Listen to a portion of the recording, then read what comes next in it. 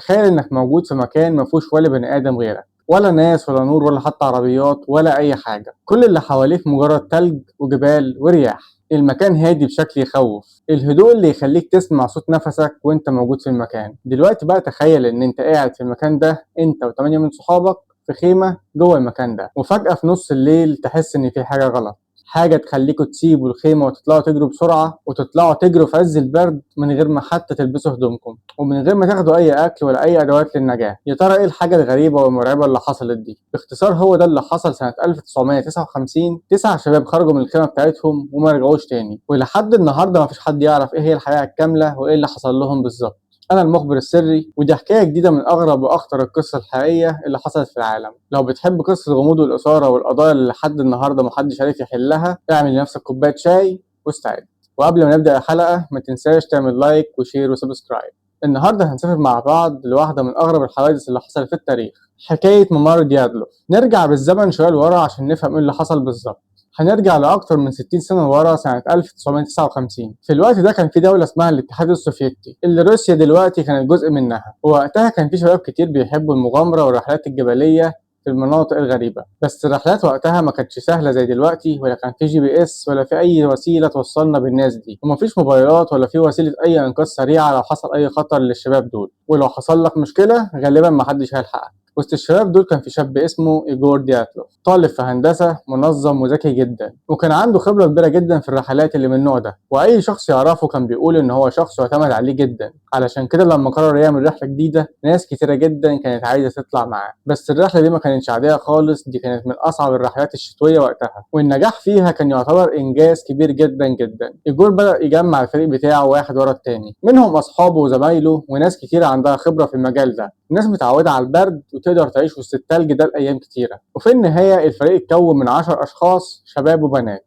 كلهم تقريبا كان عندهم نفس الخبرة في الرحلات الجبلية وسط التلج. بس للأسف مفيش ولا واحد فيهم كان يعرف إن هو مش هيرجع بيته تاني. وأكتر حاجة مهمة لازم تعرفها إن الأشخاص دي ما كانوش متهورين، بالعكس ده كانت ناس رزينة جدا وذكية جدا جدا. ودي نقطة مهمة جدا، لأن معظم الناس اللي بيسمعوا القصة دي يفتكروا إن هم كانوا مجموعة من الشباب المتهورة اللي كانوا طالعين يهزروا ويضحكوا وبس. لكن الحقيقة غير كده، بالعكس دول كانوا ناس رياضيين ومتدربين وعندهم خبرة كويسة جدا، وعارفين كويس يعني إيه برد ويعني إيه عاصفة ويعني إيه تعيش أيام كتيرة جدا وسط التلج. وده اللي بيخلي اللي حصل بعد كده يكون مرعب جدا، لأن لو الناس اللي عندها خبرة كويسة جدا دول ماتوا يبقى أكيد في حاجة خطيرة حصلت. والشخص الوحيد اللي نجي من الموت يومها واحد من أعضاء الفريق، وحس بألم شديد جدا. الشخص كان اسمه يوري يودن. في البداية حاول يكمل، ولكن الألم كان بيزيد عليه جدا، فقرر إن هو يرجع. ويومها كان زعلان جدا لأنه كان نفسه يكمل الرحلة مع أصحابه، ولكن ظروفه الصحية ما سمحتش. وفعلا وقف معاهم شوية يودعهم ويهزر معاهم، واتفق معاهم إن هو يشوفهم لما يرجعوا من الرحلة. بس للأسف ما كانش يعرف إن دي آخر مرة هيشوفهم فيها، لأن يوري يودن كان هو الشخص الوحيد اللي رجع من الرحلة دي حي. بعد ما يوري يودن رجع أصبح عدد الأشخاص 9، وابتدت الرحلة تدخل في أصعب مراحلها، وكل يوم بدأوا يتحركوا أكتر ناحية الشمال،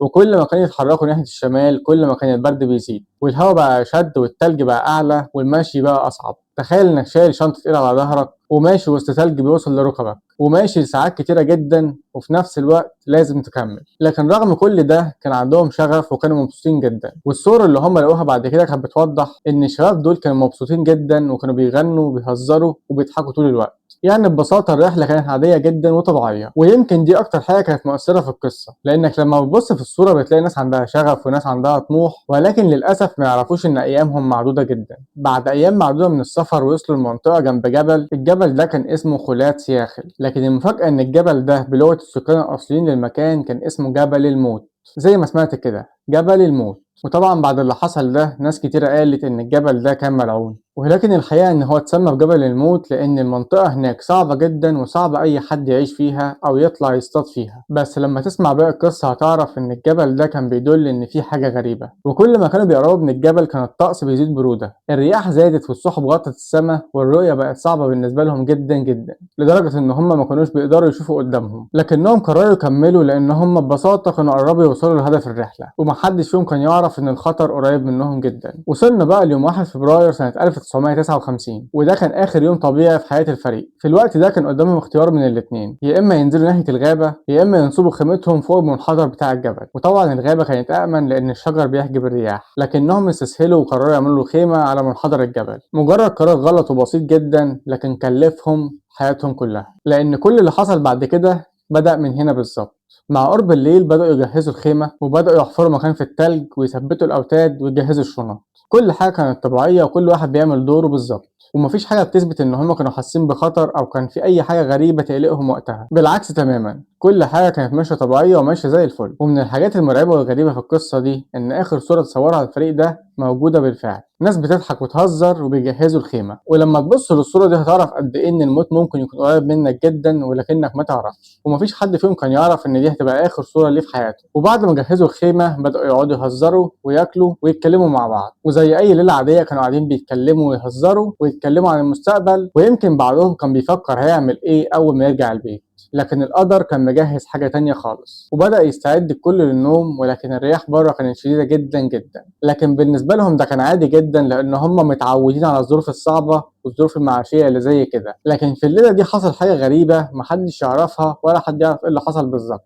وده سر القصة كلها. ولكن اللي نعرفه إن الحاجة اللي حصلت دي خلت 9 أشخاص عندهم خبرة كويسة جدا يسيبوا الخيمة ويطلعوا يجروا منها من غير ما حتى يكملوا لبس هدومهم في عز البرد وعز الضلمة، ومن غير ما حتى يفكروا ياخدوا المعدات بتاعتهم معاهم. وده معناه إن هم كانوا مدركين كويس جدا إن وجودهم جوه الخيمة أخطر بكتير من خروجهم بره الخيمة في الظروف الصعبة جدا دي. وحاول تستوعب الجملة دي كويس جدا، إن وجودهم جوه الخيمة كان أخطر بكتير من إن هم يخرجوا في الظروف القاسية جدا دي. يا ترى شافوا إيه أو حسوا بإيه أو سمعوا إيه؟ الله أعلم. أسئلة لحد النهاردة محدش عارف يجاوب عليها. وبعد كام يوم كان المفروض إن الفريق يرجع لبيته، والأهل والأصحاب كانوا مستنيين، لكن مفيش حد فيهم رجع خالص. في الأول الناس ما قلقتش لأن الطبيعي في الرحلات الجبلية دي أوقات الرجوع بيتأخر شوية، خصوصا لو الظروف صعبة والجو كان وحش. لكن يوم ورا التاني بدأ القلق يزيد، وبعدها بدأ الخوف يزيد، وبقوا متأكدين إن في حاجة حصلت لهم منعتهم من الرجوع. وفعلا اتكون فريق من الإنقاذ. في الأول كانوا أصحابهم وطلاب من الجامعة، وبعدها بقى في متطوعين للإنقاذ. وتخيل من صعوبة الموقف إن الجيش بنفسه دخل معهم على الخط.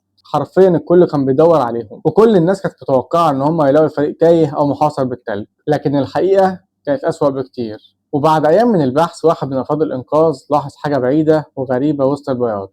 في الأول افتكر إن هي مجرد كومة تلج، لكن كل ما كان بيقرب كان شكلها بيوضح أكتر. وفعلا لما قرب طلعت الخيمة، خيمة دياتلوف. وفي اللحظة دي الناس ارتاحت شوية وقالوا أكيد الشباب قريبين من المكان ده وأكيد هيدوروا عليهم وهيلاقوهم. لكن أول ما وصلوا عرفوا إن في كارثة. الخيمة كانت فاضية ولا فيها صوت ولا فيها حركة، والحاجة اللي خلتهم يتجمدوا مكانهم إن الخيمة كانت متقطعة. ولما فحصوا الخيمة اتأكدوا إن الخيمة متقطعة من جوه مش من بره، وده معناه إن الناس اللي كانت جوه الخيمة هي اللي قطعت الخيمة عشان تخرج منها. ودي نقطة غريبة وخطيرة جدا. إيه اللي يخلي حد قاعد محمي جوه الخيمة يقطعها ويخرج منها بره؟ إيه اللي يخلي الناس تقطع الخيمة عشان تطلع منها؟ ليه ما تفتحش الباب طبيعي وتخرج عادي؟ وايه اللي حصل يخلي الناس مستعجله للدرجات؟ الاغرب بقى ان هم لما دخلوا الخيمه لقوا كل المعدات وكل حاجه الشباب موجوده جوه الخيمه، محدش قرب لها. الاكل والشنط والهدوم والاحذيه وكل حاجه كانت موجوده مكانها. كل حاجه تقريبا كانت موجوده الا ال9 شباب. ولما فحصوا المحيط اللي حوالين الخيمه لقوا ان في اثار اقدام بره الخيمه متجهه ناحيه الغابه. والغريب ان هنا ظهر لغز جديد،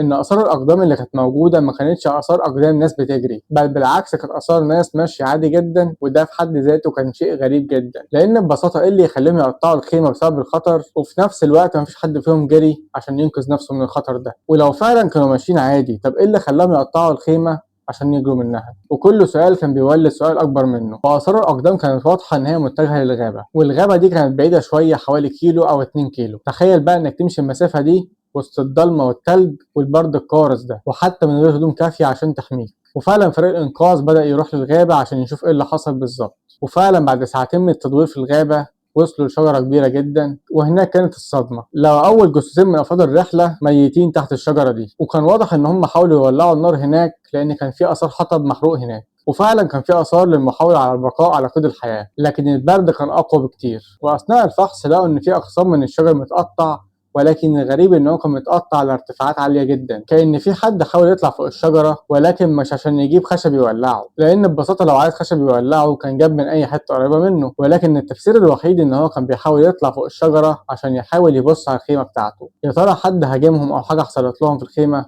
الله أعلم. ولما بحثوا أكتر في المنطقة اللي بين الشجرة والخيمة لقوا في 3 جثث تانيين في المكان ده، وفعلا المنظر كان يحزن جدا، وده معناه إن هم حاولوا يرجعوا تاني للخيمة ولكن ما قدروش بسبب البرد وماتوا في وسط الطريق، لأنهم أكيد كانوا محتاجين أكل أو لبس أو يتدفوا، لكن للأسف أجسامهم ما قدرتش تستحمل البرد القارس ده، وبدأوا يقعوا واحد ورا التاني ورا التالت، وكأن الموت كان مستنيهم في الطريق. ودلوقتي فريق الإنقاذ لقى 5 من أصل 9، يعني لحد دلوقتي في 4 لسه مش لاقيينهم. ولحد دلوقتي ما كانش في أي تفسير منطقي إيه اللي خلاهم يسيبوا الخيمة، لأن ما كانش في أي آثار لهجوم أو آثار لحيوانات متوحشة أو أي حاجة حصلت تخليهم يسيبوا الخيمة ويهربوا منها. لكن الغموض والرعب فعلا ظهر لما لقوا ال4 جثث التانيين، وتحولت الحادثة دي لواحدة من أكبر ألغاز القرن العشرين. طبعا الشتاء في المنطقة دي كان صعب جدا جدا، والتلج في بعض الأماكن بيبقى عالي جدا ممكن يغطي البني آدم كله، لدرجة إن فريق البحث ما قدرش يفتش كل المكان، ومع الوقت تم إيقاف جزء كبير من عمليات البحث. لكن القضية ما اتقفلتش لأن لسه في 4 أشخاص مفقودين، والكل لحد دلوقتي كان عايز يعرف هما فين وليه لحد دلوقتي مختفيين. لكن مع بداية دخول الربيع بدأ التلج يدوب واحدة واحدة، وفعلا فريق البحث والإنقاذ رجع تاني، ولكن المرة دي بأمل أكبر شوية لأن كان في مناطق كتيرة جدا مدفونة بالتلج. ومع دخول الربيع بدأ التلج ده يدوب شوية، وفي يوم من الأيام واحد من رجال البحث والإنقاذ لاحظ إن في منخفض في الأرض في منطقة معينة، كأن في حاجة تحت المكان ده، وفعلا بدأوا يحفروا المكان ده، وكل دقيقة كانت بتعدي كان التوتر بيزيد لحد ما ظهرت أول علامة وبدأت الحياة تظهر للنور. ال4 أشخاص المفقودين طلعوا موجودين في المنخفض الأرضي ده، وده كان مكان بعيد جدا عن مكان باقي الجثث ال5 اللي لقوهم في الأول، وده معناه إن هم انفصلوا عن باقي الفريق أو قرروا إن هم يروحوا مكان مختلف. لكن اللي صدم المحققين فعلا مش مكان البحث، اللي صدمهم فعلا الإصابات اللي لقوها في الجثث ال4. واحدة من الجثث كان عندها كسور قوية جدا في القفص الصدري، كسور مش بسيطة، كسور عنيفة جدا، لدرجة إن بعض الأطباء قالوا إن القوة اللي عملت كده وكسرت القفص الصدري نفس قوة حادث العربية بالظبط. تخيل إن إحنا بنتكلم على ناس في الجبل مفيش أي حوادث طريق ولا عربيات، فإزاي يحصل لهم كل ده؟ والشخص التاني كان عنده إصابة في الجمجمة، إصابة شديدة جدا وقوية جدا جدا. الغريب بقى في الموضوع إن المظهر الخارجي ليهم للجلد بتاعهم يعني ما كانتش بنفس الحجم للكسور الخارجية اللي جوه. يعني ببساطة الجلد من بره كان شكله شبه طبيعي، ولكن من جوه العظم كان متكسر جدا، لأن الطبيعي ضربة بالقوة دي اللي كسر العظم من جوه ممكن جدا تأثر برضه على الشكل الخارجي من بره، وده ما حصلش، وده معناه إن ممكن جدا يكون العظم اتأثر بسبب الضغط مش الضرب أو القوة. يعني ببساطة ممكن ما يكونوش اتعرضوا لضرب مباشر، ولكن اتعرضوا لضغط كسر العظم. من بين 4 جثث دول كان في فتاة اسمها ليودميلا، حالتها كانت من أكتر الحالات اللي خلت الناس تتكلم عن القضية دي لحد النهاردة، لأن البيئة القاسية والبرد والحيوانات اللي هناك أثرت على الجثة بشكل كبير جدا، ومن هنا بدأت تظهر الإشاعات وقصص الرعب عن الواقعة دي. لكن أغلب الخبراء كانوا شايفين إن اللي حصل للجثمان ده كان بسبب البرد القارس والطبيعة القاسية اللي تعرض لها الجثمان بعد الوفاة. أثناء الفحص بقى المحققين لقوا حاجة غريبة جدا، إن بعض أفراد الفريق كانوا لابسين لبس بعض. في الأول تحس إن الموضوع عادي، لكن لما تفكر فيه هتفهم معناه، وده معناه إن بعض منهم مات الأول واللي فضل عايش أخد لبس صحابه، وده عشان يحاولوا يدفوا نفسهم شوية، وده دليل مهم جدا يدل إن هم حاولوا بكل الطرق إن هم يفضلوا على قيد الحياة. وكل الأدلة كانت بتقول إن ال4 أشخاص اللي فضلوا دول كانوا بيحاولوا يعملوا ملجأ يعيشوا فيه، وده معناه إن هم لحد آخر لحظة كانوا بيحاولوا ينجوا من الظروف القاسية دي، لكن للأسف الطبيعة كانت أقوى منهم وماتوا كلهم. وبعد شهور طويلة من التحقيقات صدر التقرير، والناس كلها كانت مستنية الإجابة وعايزين يعرفوا إيه اللي حصل وإيه السبب في ده كله. لكن تقريبا التقرير قال كلمة واحدة بس، التقرير قال إن الوفاة نتيجة قوة طبيعية قاهرة، وبس كده. ما كانش فيه شرح كافي ولا تفاصيل ولا جملة نهائية ولا أي حاجة في التقرير، مجرد جملة غامضة وبس. وده خلى الناس بدل ما تقتنع تبدأ تسأل أكتر، ومن هنا القصة طلعت من ملف تحقيق لقصة أسطورية. ناس قالت إن كان في تجربة عسكرية، وفي ناس قالوا إن هم شافوا حاجات هناك ما كانش المفروض يشوفوها، وناس قالت إن في كائنات غريبة، وناس تانية قالت إن الجبل ملعون. لكن الحقيقة إن ما كانش في حد عنده دليل، وكلها كانت مجرد نظريات. ويمكن أكتر نظرية منطقية شوية إن ممكن يكون حصل انهيار ثلجي خلاهم يطلعوا من الخيمة بسرعة ويطلعوا جري منها. يمكن في القصة دي أكتر جزء حزين فيها إن الناس دي ما ماتتش بسهولة ولا استسلمت للموت، بل بالعكس حاولوا بكل الطرق يفضلوا عايشين. وتخيل يا صديقي إن لحد النهاردة الناس بعد 60 سنة لسه بتسأل إيه اللي خلاهم يطلعوا من الخيمة، ودي حاجة من أغرب القصص اللي حصلت من 60 سنة. وصلنا لنهاية القصة. لو مهتم بقصة الإثارة والغموض ما تنساش تعمل لايك شير سبسكرايب. أشوفكم في حلقة جديدة. سلام.